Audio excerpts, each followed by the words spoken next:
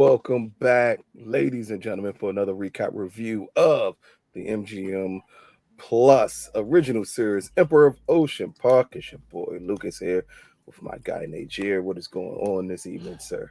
What it do? Ready to get into episode 5 today. Very excited for it. Yeah, so this is always a pivotal episode in any series. And when you get to episode 5, you know a lot of stuff is about to go down. And this episode kicks off directly with the biggest conclusion of last episode, and that is with Tao and Mariah approaching Addison about burning the scrapbook. Now, here he actually makes it sound like it was for the benefit of the judge, is the reason that it was burned. What was your perception of them approaching Addison this way and him attempting to flip it like it was a positive thing and he did it for the judge, knowing what we saw last episode?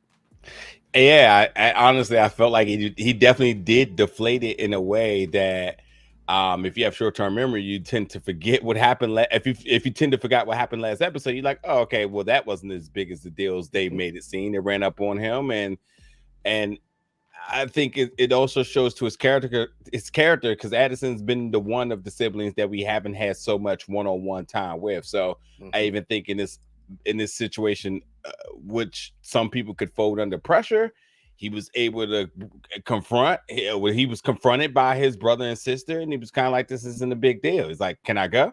Like, do I need permission to leave town?" So in a way, you can say like this looks hella suspicious on his end, but how he handle it, kind of like it felt like he did the right thing. You may even start to question, did he really do the right thing? Was he just essentially, even to the point where he's like, Tao, you read it? And I was like, oh shit, you're right. Like it's a little interesting.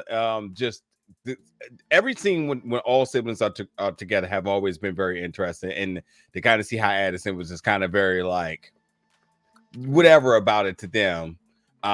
Business as usual definitely was not at all expecting how I thought this was going to go. Yeah, it was the art of deflection. He deflected that so quickly from them. Like they came to him with guns ablazing, like, we got you. And he deflected it right back at them, like, but why would I not burn it? Like, this is not something that needs to be out. It's going to do more harm than good. And they, in the end, like they can't kind of even fight against it, as the next thing they did was talk about their next steps after this conversation with Addison.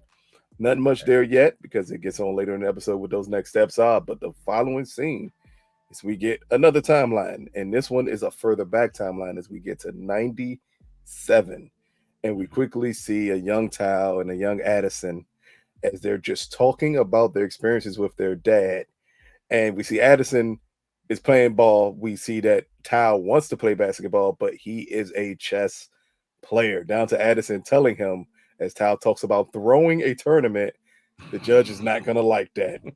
And we get the reveal of the actor playing the young judge. What did you think about this whole scene set up here between the younger siblings and my man, who I forgot his name that fast, who plays young Forrest Whitaker, down to the speech? Yeah, I got you. So first of all, shout out to Omar Miller. And I don't think on any given day I would have ever said you will be a great Forrest Whitaker. Fantastic actor, and whether you watch Ballers or not, I'm not saying that's like his most profound performance or anything, but I think Ballers is a good display of essentially why they thought this might have been a good deal, a good casting for him. And he's done some other things. True Lies is something of recent, but talk about the siblings.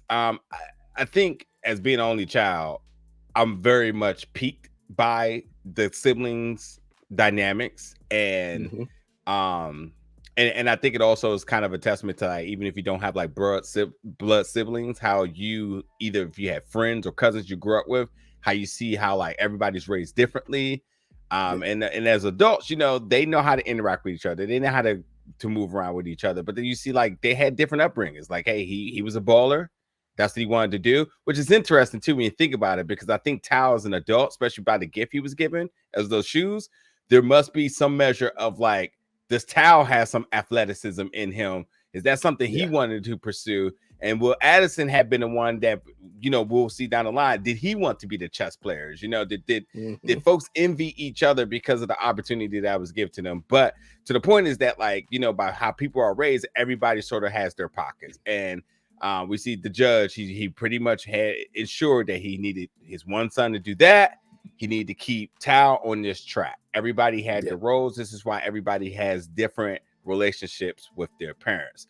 And then you'll hear stories down the line like, oh, we had this. Like, oh, I didn't know about that. So, because you were raised different. You had different pockets with them. The love was still all the same, but you just had your different experiences. So I enjoyed that, because although we got another timeline, I'm kind of like, this is interesting, because the three of the siblings as adults are phenomenal actors. And for them to be able to portray sort of like these arcs from how they were raised when they were younger to how they are as adults definitely has me just ready to kind of see more and more scenes of the three of them together. So I definitely enjoyed that. But again, going back to Omar Miller as Forrest Whitaker, as the judge, excuse me, playing the young Forrest Whitaker as Forrest Whitaker, yep.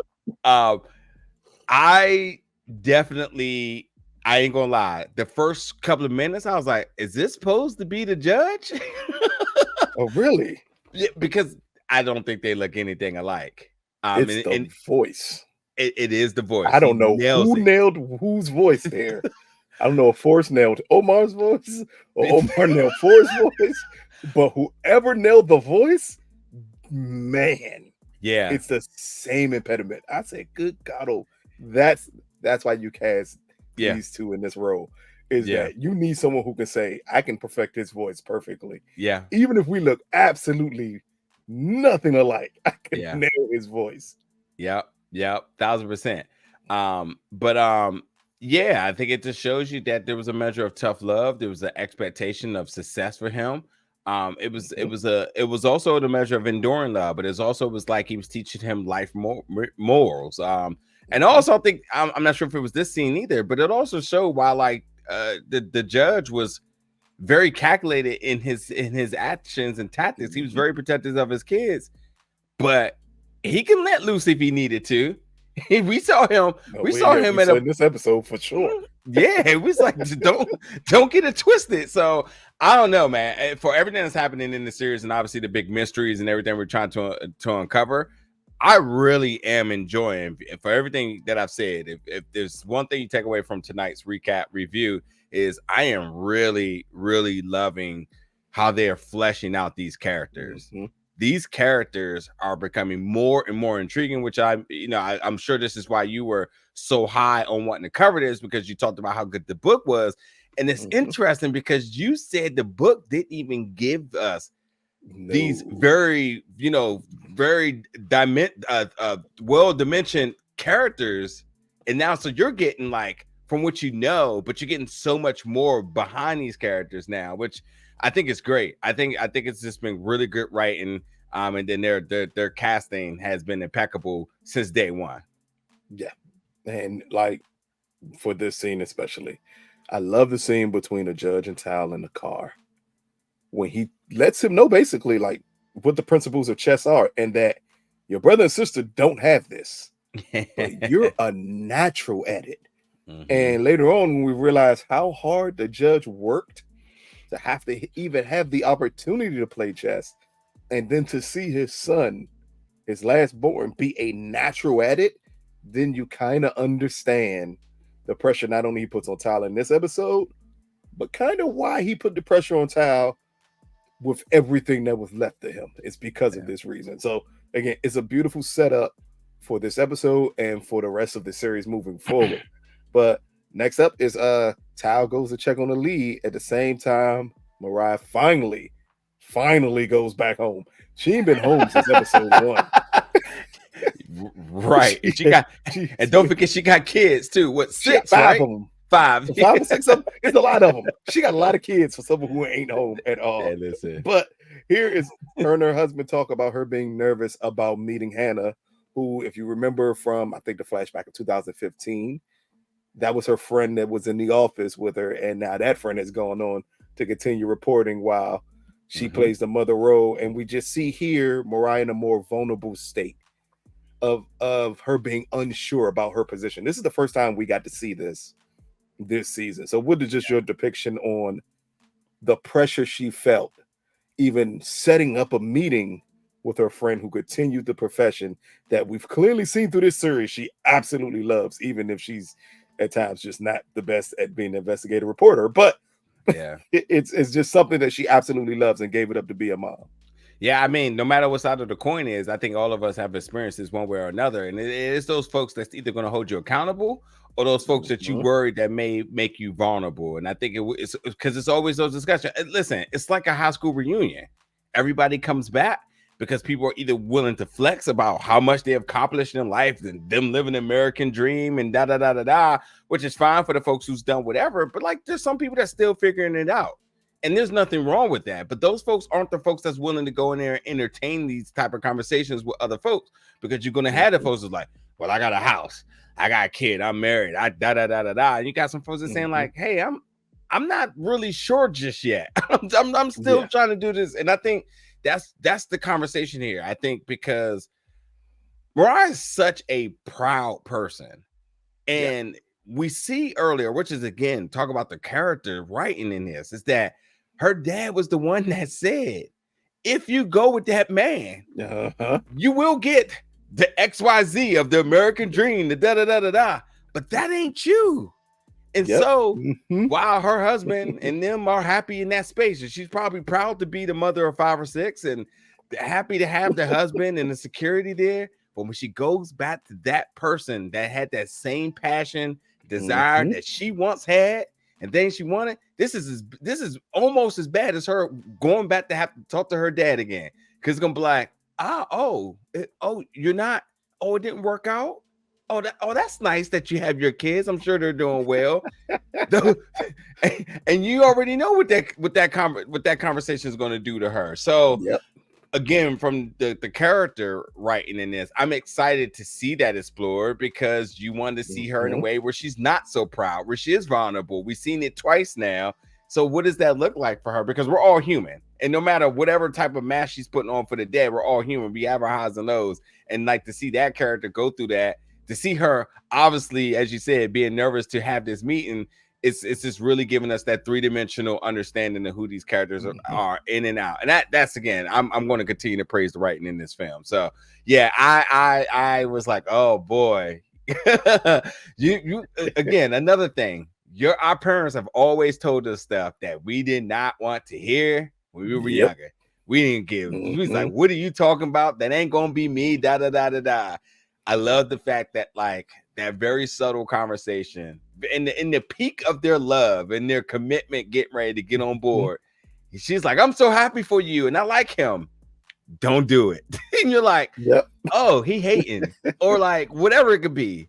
But it's the truth, because he knew his kids. So in 10 minutes of this episode, we've already gotten full understanding of how prominent but yet impactful the judge's statement, sayings, descriptives, whatever you want to call it, to his kids are 100% correct. So I'm waiting for the one for Addison, though. Again, Addison's still the last one that we're really starting to get a lot more understanding to. But I'm waiting to hear that very prominent moment about what the judge may have said to Addison that paid like sort of like understanding to who he becomes as an adult. It's whatever was said at the table that they still haven't talked about yet. That's the big reveal for Addison. But speaking on another big reveal for the judge, as Tal goes to his old chess stomping grounds and he talks to his dad's old chess partner. The most important part here is he tells him about the letter that the judge left. And he says Excelsior in it. And the guy says, oh, that's the Excelsior chess problem. And he goes to break down that to Tal. Then he recalls, he said, wait a minute, he said Excelsior twice. And then he goes to, oh, no, that's the double Excelsior chess problem. If anything makes sense with this episode here, especially, this is possibly the most important conversation, because it's framed around the reason the judge would have left that letter to Tal. It's everything referred back to what he considered his son to be a natural at, and that was playing chess. Just what did you think about this quick conversation? And I'm gonna jump ahead a little bit because I want to talk about what is revealed what the double Excelsior problem is, which was in chess. It's normally white that wins in chess all the time.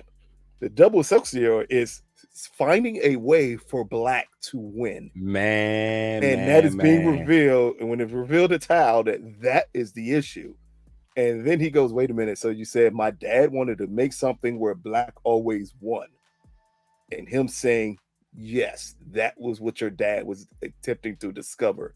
At the same time, in a letter, with him telling Tal, Excelsior, Excelsior, and you're realizing if that's meant for black to always win, exactly what is he telling Tal in that letter? Yeah. What did you think about that whole setup?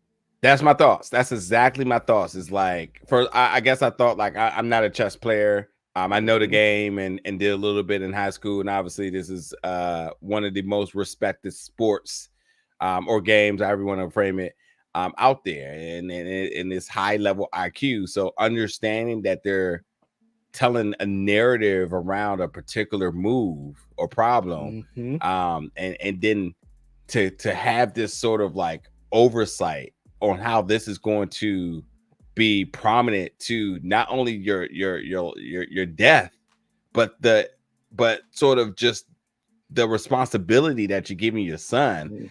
I was like, oh shit, whatever I was thinking before that. I was like, okay. I mean, episode 5. This was that. This was the episode 5 moment where you're just like, okay, we have another mystery on the board. What does this mean? How's this gonna play dividends? And then yes, when you got to the part where they start talking about how this was designed for blacks to win, obviously you don't have to be you don't even have to have any measure of IQ to understand that has nothing to do with chess. And that's what I started wondering, like, okay, this starts to become layered now. So I was just excited. I'll be honest, at the first part it went a little bit over my head because I was like, are they talking chess? But then once again, once they had the conversation, I'm like, oh, this is much more deeper. Yeah. And Tal's reaction is very much to the audience because I think we know he's a respected player.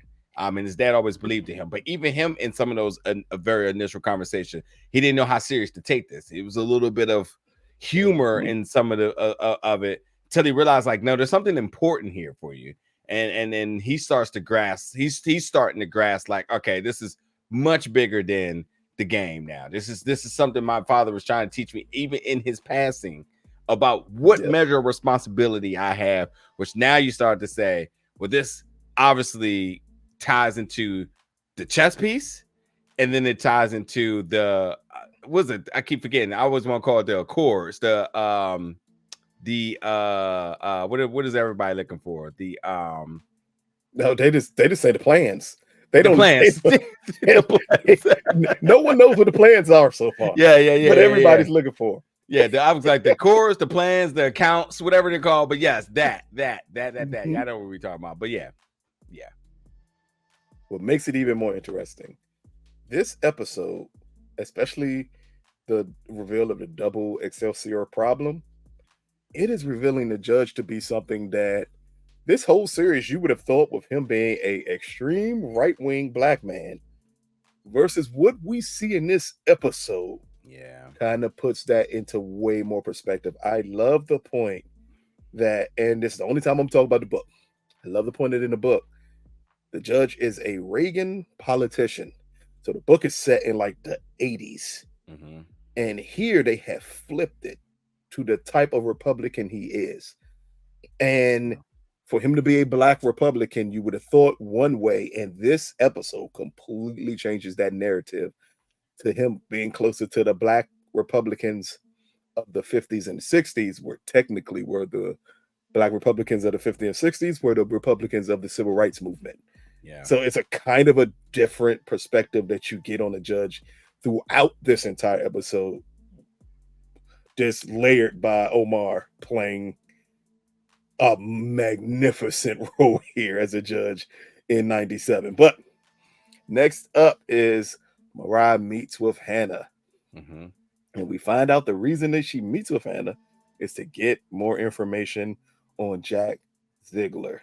Yeah. And here is two important things here. One, when Hannah gives her the information on Jack, and then Hannah comes to the conclusion, talking to Mariah, that Mariah thinks that Jack killed her father.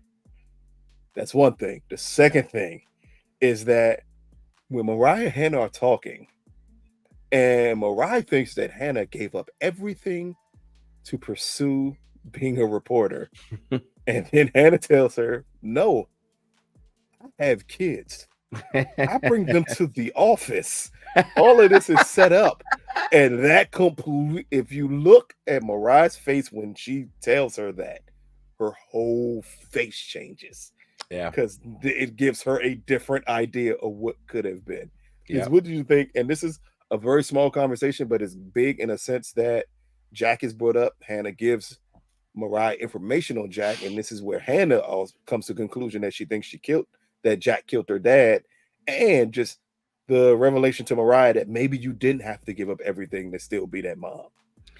You know, people usually take sips between discussions, and she was double downing on that because you could tell the antsiness was peaking. So, but yeah, it's not as bad as the conversation could have been, but it definitely got the gears turning. And also, I think there's definitely going to be some digestion of some of the digestion of some of the things that were being said and some of the emotions she was feeling. But yeah, she got the hard drive, and obviously she's going to keep pushing this notion that Uncle Jack was the one that did it. So yeah, not nothing too much. Just her having to face the writing on the walls here. That's all it is. That's the most important part. Next up, as we visit back to Tal and As the World Turns, as he talks to his spy, co-teacher, private investigator, everything in one here, as they just talk about Kimmer, and they talk about Tal meeting with the FBI the following day for Kimmer's confirmation. Here, the only part of the conversation that's important is her repeatedly telling Tal, Kimmer's cheating on you. You're just going to have to deal with it. And then her giving him her opinion based off of her being a cheater than anything else. And then Tal, as he gets certain pictures that she took, he notices in some of the pictures with Kimmer is the Audi that he thinks has been following him. Yeah. I mean, it's not much here to talk about except for the revelation we already know about, which is, or that we think we know about. And that's Kimmer cheating on Tal. Still can't confirm that yet, but that's the only part of the revelation here. Yeah, we're getting it. All I would say is his private investigator, friend, colleague, whatever, is out here having a hell of a good time. looking at my man suffering through all of this. Like, man, there's joy in her eyes. And I mean, this is like the first time I'm sure a white woman had watched any of those Love and Hip Hops or Housewives or whatever, where it's just like, damn, black exploitation, this shit is tight. Like, I need to watch this shit all the time. Like, she was having way too much fun with this. It's like, my man out here about to lose his whole family off this, and you just having a good old time. Like, remember, she's a cheater, and obviously there's no interest there because you know the configurations don't. Nope. Yep. That's all you have to say. Yep. That's not it. Yeah, but you know what though? It goes back to the saying that maybe hurt people hurt people. There might be something that you're dealing with. It's just like, man, I need you to feel what I'm feeling. That burn I had when I got. Now you need to get that rage. I don't know, but it's wild how much she's enjoying this stuff. You know what it is? I came to the conclusion it's very simple. Nobody that's close to him likes Kimmer. Not a single person. Because Mariah does not like him. Yeah. And this is possibly like his best friend. And he's like, you're reveling in me. And she's holds no regard about him saying that. She's like, you damn right I am. I think none of them like Kimmer. And I think they don't like her because they know how they got together. Tal doesn't seem like the person who would have held that as a secret. So they're all like, oh, nah, you got together with her cheating. What makes you think she will cheat on you? I mean, and that's exactly it, bro. Like I said it in the interviews. I said to what's his name, Grantham. I said, does Tal feel? Does he have the idea of, they leave you how you found them? And that's what it is, you know. You obviously want to see my man win here, but like she's not making it. She's not making it any easy for herself in terms of her actions. And obviously, I feel like there's gonna be some big twist or something beyond this, and her little sob story that happened to try to win us back over. But no, right now, no, absolutely not. Nothing works. Nothing works. Yeah. Once a cheater, always a cheater. Yep. But next up, we get to 97. Nothing here to talk about. It's just this towel. This is the beginning of the chess tournament that him and the judge went to. This is his first round win. We see just how proud the judge is of Tao, but it stops right there. The next following scene is Tao meeting with Kimmer on a night out with their son. And here is where Kimmer gives Tao a gift of cufflinks from the judge. Yeah. Here just feels like a bunch of big deflection. It's not, again, not much happens in this scene. This is just them as Tao wants to say everything, but holds off saying anything just to be at peace with that night. Yeah. Next up, we go right back to 97 when Tao wins again. And this is where Tao tells him how long he's played chess. This is the conversation between Tao and the judge of him explaining to him what he went through. As Tao's questioning the judge, like, well, you had to do this when you were younger. And him having to explain to his son, like, at my age, at the time period I was born, I was not allowed to play in these rooms. Yeah. Just what did you think about that conversation? Because that kind of bridges off onto everything else that happens between Tao and a judge in 97 in this episode.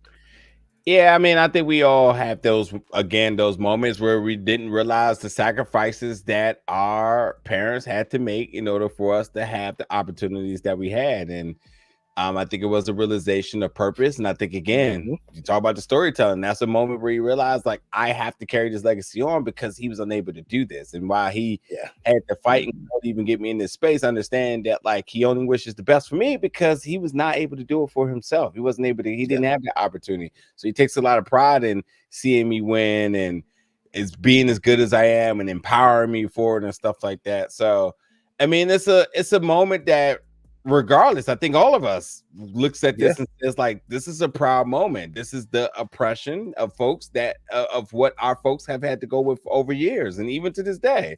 So I thought it was definitely a good bit that they put in there. And I think it's also like just a reminder, like, whether you're just looking at this for pure entertainment, like, these are like actual things. Like, you know, we weren't able to play just in normal games just because it's the color of our skin. And there you go. A bad thing, you know. And then you look across that room, it's very multicultural in there. But why can't we? We all enjoy the game. It's fair competition, maybe. But nonetheless, because of the skin, we didn't get an opportunity there. And you know what's interesting tidbit about that? And then when you do give us an opportunity, we see that it still don't see what happens. Yeah. Still do whatever you have to do to make yourself superior. Yeah. And if it means you gotta cheat, you're gonna cheat to do so. Yeah. But next up is the blow up we've been waiting to happen as Kimmer and Tao return home. And this is where he just loses it. As she's trying to remain calm, she tries to flirt with Tao, and he lays everything out. I know you're sleeping with your boss. I have questions about everything humanly possible. One, the only thing I need to know, what did you just think about Kimmer's reaction to Tao and her saying, I'm not sleeping with Jeremy, but I did do something. But because he's so mad about the denial of sleeping with Jeremy, he never gives her a chance to actually admit to what she said she did that could be considered unforgivable. Even down to her talking to the fake FBI agent, which Tao brings up. And then him telling her, I know all you're worried about is me speaking for your confirmation hearing. This is what you think about this whole blow up between them two right here. It's the moment we've been waiting for. And we, the brothers, we don't really get wins here. So we like let her have it, bro. Which again, I think it's good writing because he was so focused on trying to get the win. He wasn't really communicating. And I'd say communicate because communicating isn't just because of the words that come out of your mouth, it's also by hearing. And And he was just so relentless. I mean, again, I think we all had these moments where we're like, yes, the males, we finally get the opportunity got you. Get her ass in the doghouse, put her ass on the couch. To the point that he missed out on some ample opportunities to get a well-rounded perspective of what was happening. But also, again, I'm not Team Kimber, so I was like, I don't care what she has to say. And I think she thinks she's going to say and do now is to save face. And I also think Paulina does a fantastic job acting here as a person who is under the distress of like, oh, did I get caught? Or how do I diffuse this and come through with the truth? Because while she may not be guilty of cheating, because we got to look at it both sides here, there's clearly some deception involved that she needs to figure out a way to navigate to explain. So it's interesting how they go about this, but I definitely was very much Team Tao here, where I was just like, man, let her have it, unleash, give her it all. So yeah. Hey, the funny part in the end is her blaming everything on Mariah. As we see again, they don't like each other. Very much true. It's her fault. She's driving you crazy. Very much true. And then in the following scene, we get Mariah as she's talking to Howard on the phone. Again, this is just her blowing off Howard again. She has done this. I don't know what it is, but motherhood at this point in time is not meant for her. As we keep on forgetting, by the way, you're not just ignoring your husband.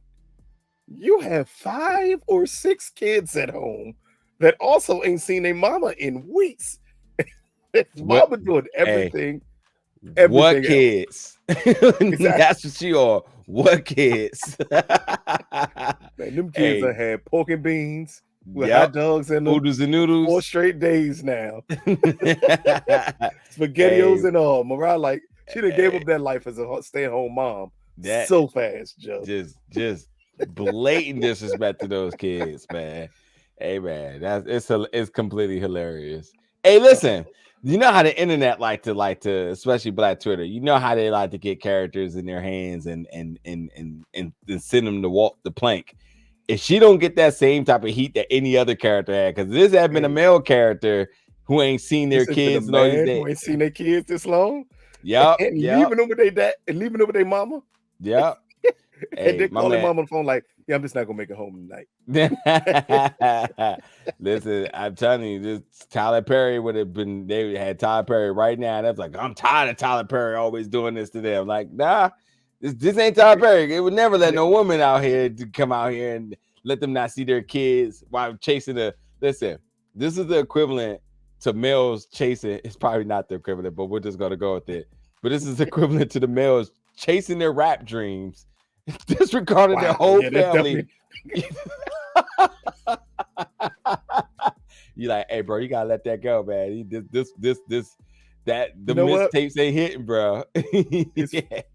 It's a fucked up comparison, but it may be true because she's chasing her dreams as an investigative reporter. Because she out here doing her B Rabbit to investigate report. Man. It could be the same thing here. Of blowing off her kids multiple times.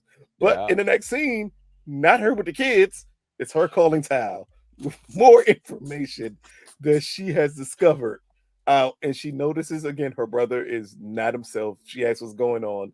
He says it's Kimmer. And she completely blows it off. I get no one in his family likes her at this point. Because she blew him off completely the moment he mentioned Kimmer's name. Like, oh yeah, that's not my issue at all.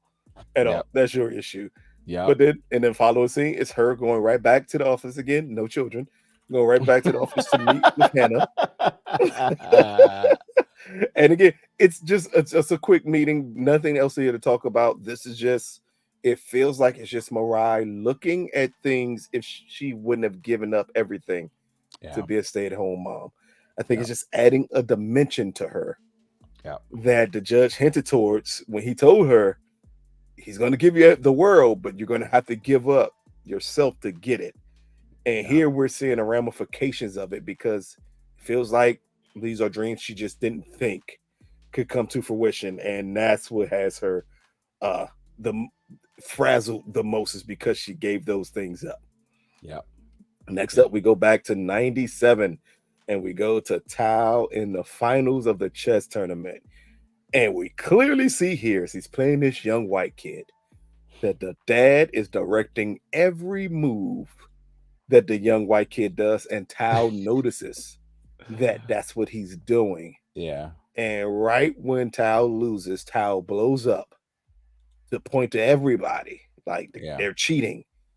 And we see the judge step in and shut it down immediately Yep. and tell Tao to apologize, shake his hand, and we're leaving. Yep. What did you just think about the way this scene plays out? And we can, because they don't necessarily go immediately right back into the 97 scene, but I want to go immediately back into it. Of right after that, when we go back to 97, is him being in the car with the judge and him telling the judge like he was cheating. He's obviously cheating. Yeah. And this is the conversation about race Mm-hmm. that the judge has with Tao. And like, I know he was cheating, but you still should have won. Yeah. Like, all of that was still in you to win. You Yeah. let that distract you from winning. And then he proceeds as Tao talks about anger about losing. And he's letting him know, if you don't think I'm angry about these white people, I am, but this is what white people do. And then he gets out the car, approaches the dad, and man, all heck breaks loose when he approaches the dad. So what do you think about these 297 scenes of the judge here? Him chastising Tao for not showing civility, even in losing. And then him going off and let him know, like, this is what white people do. But also showing him it can be ramifications for their actions. Yeah. I think it's two sides of the coin here. I mean, yeah, it's definitely a very important message in terms of the current state of the climate's not the word. The current state of society. Yeah, you said climate was right.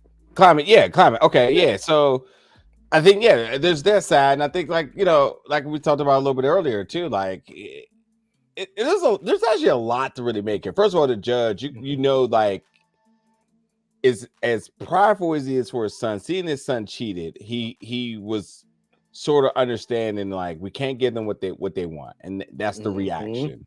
That's because and that's still today. They poke us because they want to see us move and operate a certain way.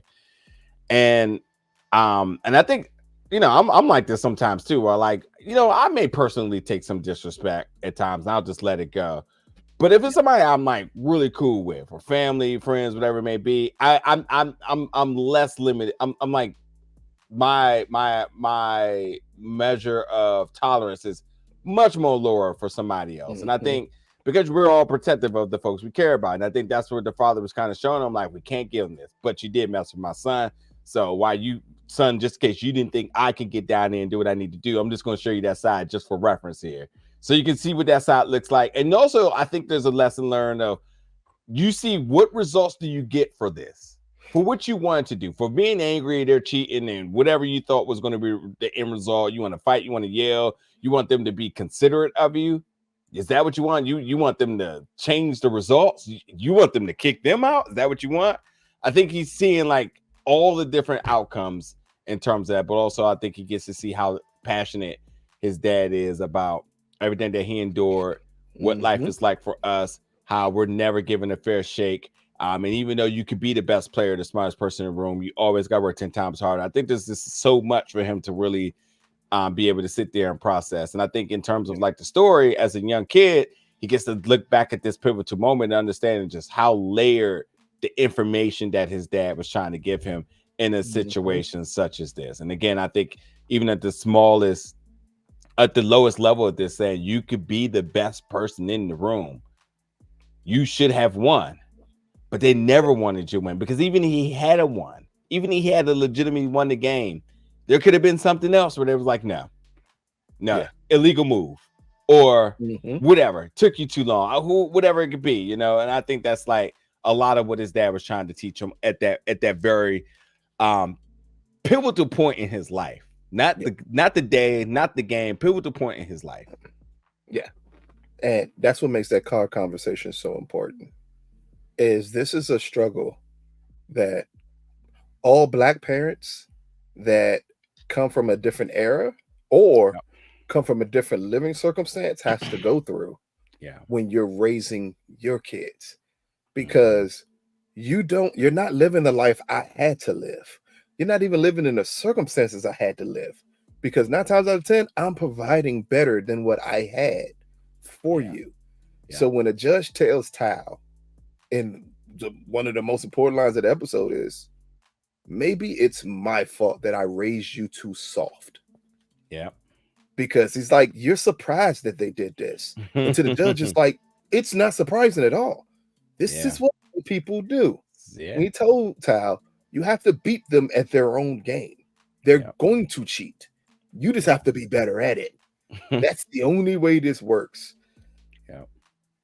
And then to see how dejected his son's face was, I think that's what led to, oh, then you need to see the other side of what happens here. Yeah. And that's the reaction of him jacking that dad up. But then we see Tal's face when it happens, because Yeah. that Tal is screaming like, "Dad, no, no, no!" Like he didn't get like all of that built up anger. That no matter what, I'm in a different position in my life. My son is in a different position in life than possibly even your kid is. And Yeah. yet you still use your privilege at this point to cheat my child out of something. Yeah. And it reverted him all the way back, possibly to being that kid who couldn't play chess because of the color of my skin. And you think Absolutely. that I'm gonna let your white ass out here just do this to my child and it be okay? No. Hmm. But at the Yeah. same time, you have to tell Tal, they're looking for that reaction. You Yeah. can never, as we see, as Tal, an older Tal, we see it kind of obvious over his face now. Yeah. You can never be the angry black man Yeah. under no circumstance, Yeah. or the uncivilized black man under no circumstance, because they're going to hold that against you. And they're going to Yeah. hold that against you way more than they would if you were white. Yeah. So we don't do that. But that don't mean the anger ain't there. That don't mean it ain't pent up. That don't mean we don't need to react.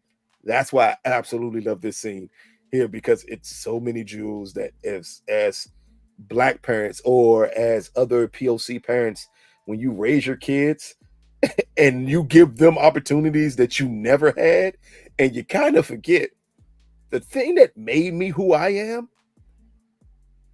you're never going to go through it. Yeah.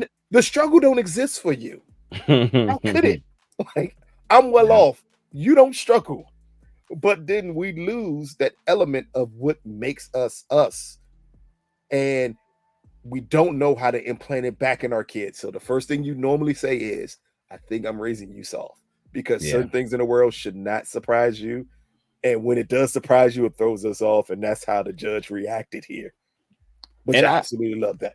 and I also think like this obviously deeper conversation with this, because I keep Mhm. relating to how we heard these messages and we know Yeah. these things from over time, but I mean like it creates trauma, and Hmm. we are conditioned, you know the, the mindset of every time we go in these situations that they're against us is not a good it's not a good feeling, and it's No. definitely not a good healthy way of thinking. But damn if it ain't always true. we Yeah. could we could talk about the Olympics in some cases, but like for everything you do, I mean, we work in legitimate job forces, and some people come in there and they say, oh, they look the part. So what does Yeah. that mean? Well, we got to be 10 times more qualified to even get a look. And I even say it all the time. I say, like, hell, sometimes I used to not even get a look because of my name. It was like, oh, well, clearly I know who that is. My name been Yep. Bob, whatever. They'd be like, yeah, let's see what they got. You know what I mean? Like, Yeah. it's just what it is out here. So, I think like again, I think there's very intentional writing and messages in here that definitely Yes. transcend outside of just the show. Mhm. And it's not to say that everything needs to be about race. And even though that the people behind this are black brothers, it doesn't mean that they're not also injecting some of their life stories into this story as well too, to kind of Mhm. elevate and expand the novel, but also too like the current state of the world at the times of these time periods that they're talking about it then. We're talking about a black judge, a Republican black judge in Chicago in these different periods. What? Okay. Let's not turn the eye to the realism in here. Someone of the highest stature humanly possible, and yet and still you cheating my son out of something, and because you white, I have to accept it. Yeah, that is a deep thing to have to deal with here. And again, it doesn't always have to lend itself to race, but also we're not gonna act like we're blind to the point. This is a prominent black family. Yeah.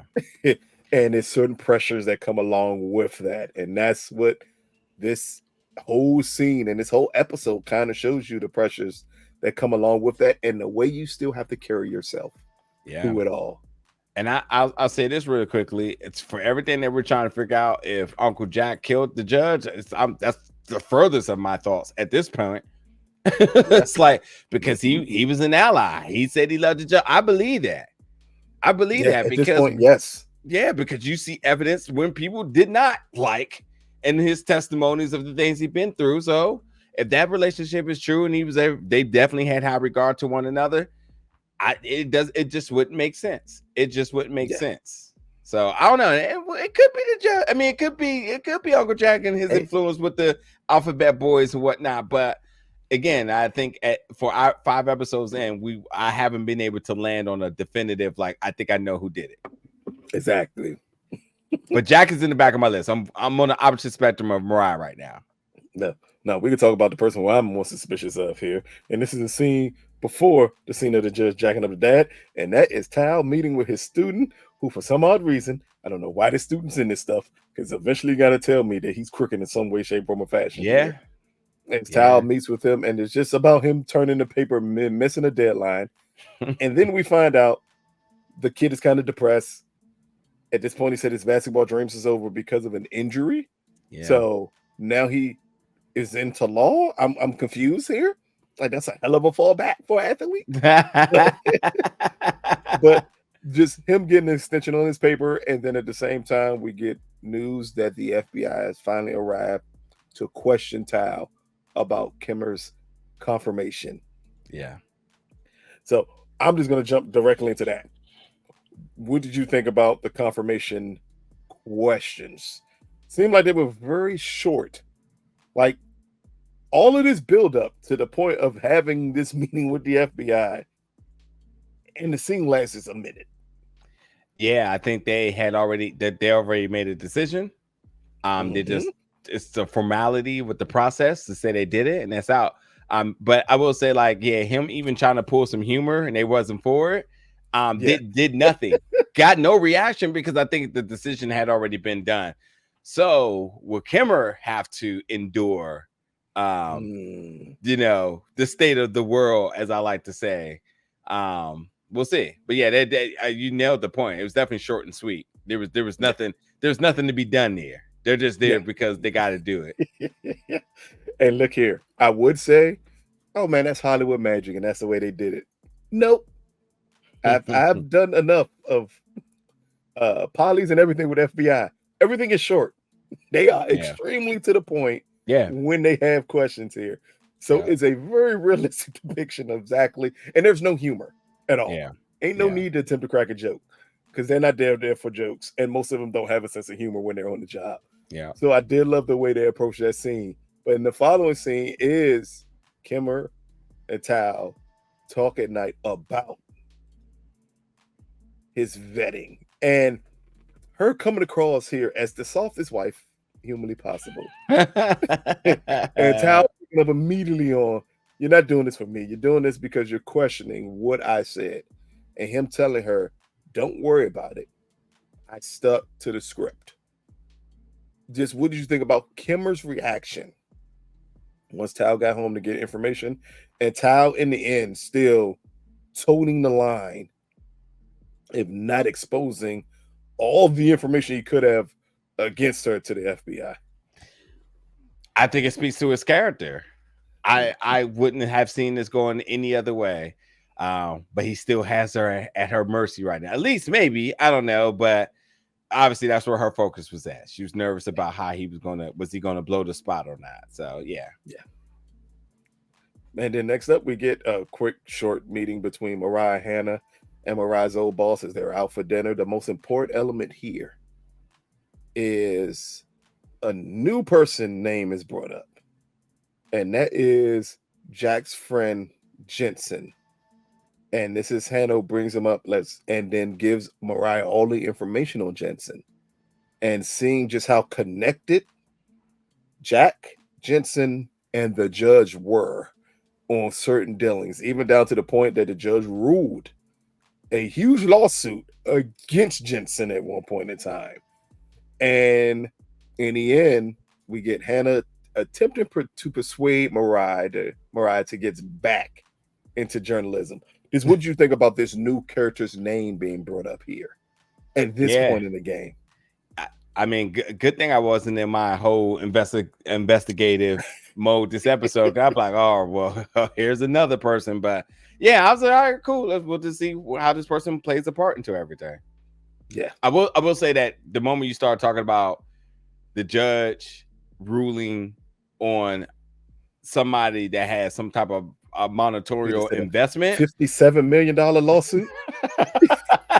Yeah, that's not gonna make any. Somebody may have won, but damn sure somebody lost, and that's the issue. Who lost? That's a hell of a lot of money to lose too. Yeah. And unless you are Steve Jobs, and I know I used the wrong person there, Bill Gates or Jeff Bezos, a $57 million it still hurts. Yeah, Bezos. Like, yeah, with his if you was Bezos, he'd have walked out that court like, okay, is that it? No problem. Yeah, I got that in the trunk of my Cybertruck. Yeah, get it right out the trunk. Yeah. But next up is the scene we already talked about. This is Tal as he visits Carl, and this is just him again exposing the double sexy, or let him know exactly what the principles of that are. We already talked about it, exactly what they laid out for Tal, so he understood exactly what the problem was. Yeah. Next up is Mariah, who talks to Howard. Again, her husband, again with no children. And again, him being extremely understanding of everything that's going on with her dad. But at the same time of her talking to her husband, this is when she's going through the paperwork of Jensen and her dad. This is when she finds out not only about the lawsuit, but she finds out about multiple different dealings with Jensen and Jack here. This is just to expose exactly who Jensen is. There's not much there to talk about. At this point, they're just building up Jensen as possibly another person we should be looking into. Yeah. That possibly has something to do with the judge. Yeah. Next up, we go right back to 97, and this is when Tal and the judge returns home as we see Addison playing ball and him immediately trying to pull his brother away from the judge to play ball, and the judge ordering Tal inside the house. And then the judge says, we are going to sit and you are going to replay that game again. Yeah. And as they're replaying the game, in the end, Tal wins off of every move that the kid was making. All I'm going to ask is this. What do you think the point of the judge doing that was? Confirming everything that he already thought about his son. And I think rebuilding the confidence within his son, letting him know that he's that dude. That's what it was. Just in case you got distracted by the events of me choking my man out, and you think that's the possible outcome. I think it was definitely a measure of holding him. This continuously empowering him to know that he's that guy. I thought it was a good tidbit. Sometimes I am very pro. Let it go, move on to the next thing. But this definitely was very important for him to go back there and give his son that realization that, like, you're the prodigal child, man. This is your game. You didn't do anything wrong, but understanding, like we said, like you can do everything right and still be wrong in a society when you're a black male. And I think he needed to learn that full 3-dimensional understanding of the entire situation. That, like, hey, in case you're second guessing yourself, let's run that back one more time. This it's like nowadays in any measure of sports, you go to the tape when you're unsure, like, damn, did we make the right play? You go right back to the tape and you say, oh yeah, we should have ran a different play, or like, oh, I missed that assignment. This was that. Back then when they didn't have the YouTube or whatever, they said, let's play it again. Just in case you thought you might have did anything wrong here. To understand that you didn't and you won. But society will have it that you still lost no matter what. Yep. Life lesson. Yep. It's about not allowing the outside noise to get in. Yeah. Because the whole point of the judge was, if you'd have played your game, if you're not looking around wondering if the dad is cheating and you just played the moves in front of you, there's no way you'd have lost. You only lost because you got distracted by everything else around you. And this was just him and Tal sitting there, so there is no distraction. But I'm playing every move the kid played in front of you, and you easily won. So if you was never distracted, if you'd just focused on your opponent and not the world around you, maybe you'd have won that easily. And it kind of goes a depiction of if we look at what Tal is doing now, stop focusing on everything else around you and focus on the problem in front of you. If you just focus on the problem in front of you, which is finding out the plans and not focusing on everything else around you, you'll probably easily figure out what it is that you're supposed to do. Arrangements. But as long as the arrangements, as long as you are letting everything else in, you're gonna lose because everything else is a distraction. I think that analogy was amazing right there. Again, this is beautiful setup for 97. Like, amazing setup for the rest of this series. And another thing I took from it too is like being tough isn't about being physical; it's the resilience. So I think being able to go back and understanding that, like, you know, let's run it back so you can ensure that you know what you did. You got back on the horse, you ran the play back, and you understood, like, you did the right things, and like, that makes you tough. You went back into the moment of defeat, the moment you were triggered, whatever it may be, and you went back and you like, damn, actually, success. Damn, I did do that right. Okay, cool. You know, kind of like Roman Reigns at SummerSlam. Sometimes you just got to go back to let everyone know who the tribal chief is.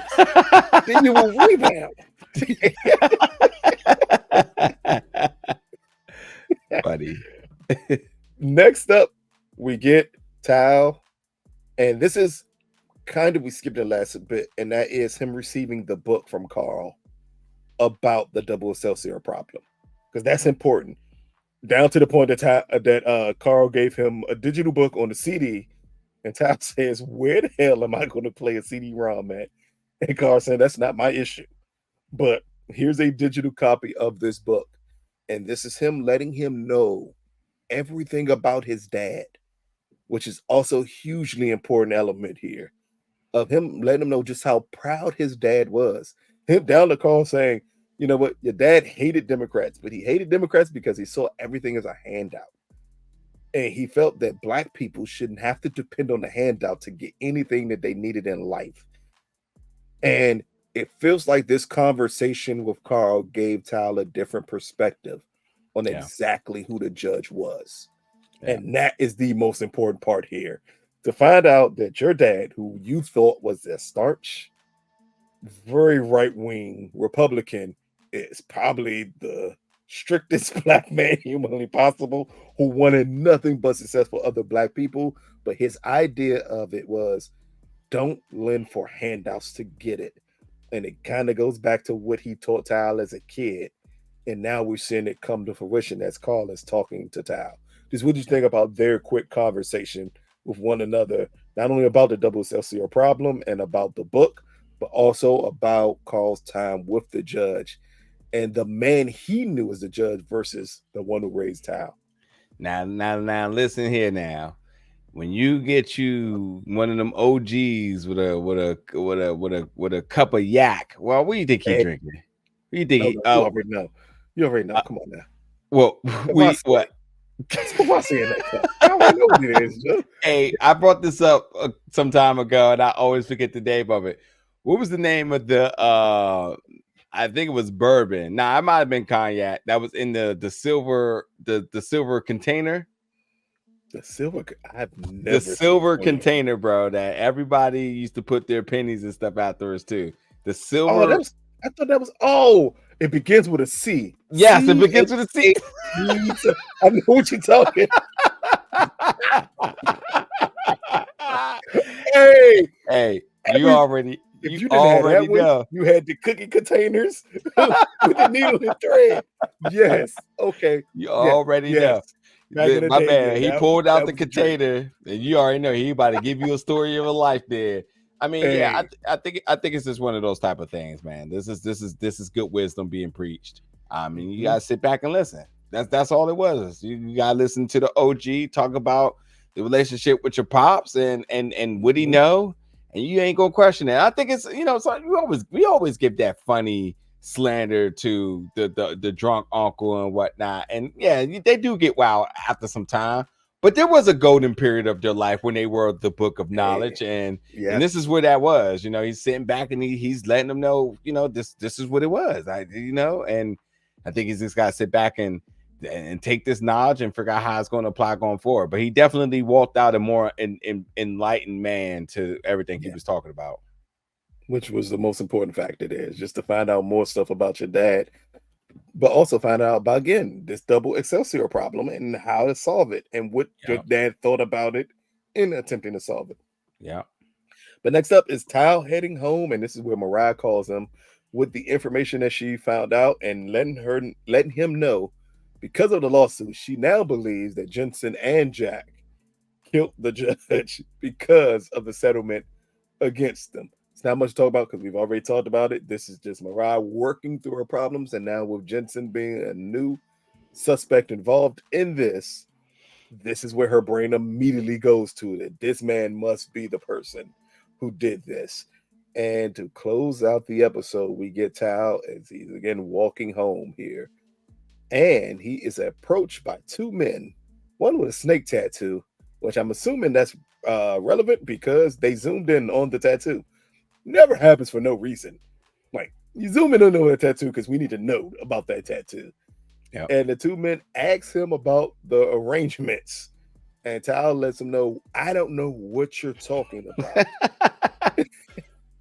As the two men then proceed to beat Tal and take the digital book of the double Excelsior problem because they believe that is the plans. And that's how we close the episode, with Tal left beaten on the ground. So what are your final thoughts of episode 5 of the Emperor of Ocean Park? Yeah, what can go wrong with just two creepy men in the alley just sitting on your car, completely blatantly disrespecting you and asking about something that everybody's been asking about, that's obviously has very high interest of some significant folks. But I do think with him being beat, I think that's going to bring Addison in. I think that's going to bring Addison into the play, instead of kind of being off to the side and kind of like hands off, period. We're kind of like, I got some things I got to do. I think seeing his brother getting beat definitely going to bring the siblings together. But yeah, we got new folks, new muscle out here now. Same thing, different look. And we're going to see how that plays part. But very good episode, man. I really enjoyed the writing of this episode. There's a lot of reveals in this episode, a lot of plot points that are finally coming into focus to make this show even better. Down to Addison again. Maybe he was too soft, because ain't no way I'm gonna see two men on my car and me think it's going to be a peaceful conversation. You are not having a peaceful conversation. I'm just gonna leave. Like what? like somebody help this dude out, man. But again, let us know what you think of episode 5 of the Emperor of Ocean Park. What do you think about the relationship with Tal and Kimber? And have they turned a page here? Will this lead to Tal having more questions about Kimber? What is this huge secret that, because he was angry, she did not get to tell? What do you think about the scenes from 97 between the Tal and the judge? What do you think about the revelation of Jis? How angry the judge is, especially when it pertains to him being a black man and him worrying about now the way he raised his kids, and if he raised them in a way that the world can possibly take advantage of them. What do you think about this new character, Jensen? And could this now be the person who has something to do with the judge's death? And finally, what do you think about Mariah and her deciding that she no longer needs to be a mother to her 5 or 6 kids, and instead she needs to become Lois Lane. Boy, oh boy, man. But again, like, subscribe, comment. We're here every Sunday after the episode airs. This Sunday, possibly a little later, but that's perfectly fine. You're still going to get it in enough time to have the conversations with us here. This has been another recap review of The Emperor of Ocean Park, brought to you by MGM Plus. Peace, people.